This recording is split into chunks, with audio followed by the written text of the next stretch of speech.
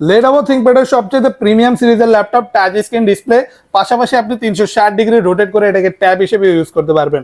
আর এই ল্যাপটপের সাথে কিন্তু একটা বিল্ট ইন স্টেলাস পেন পাচ্ছেন, যেটার মাধ্যমে আপনি চাইলে টাচ স্ক্রিনের মাধ্যমে সকল টাইপের স্কেচিং এর কাজ, ডিজাইনিং এর কাজ করতে পারবেন।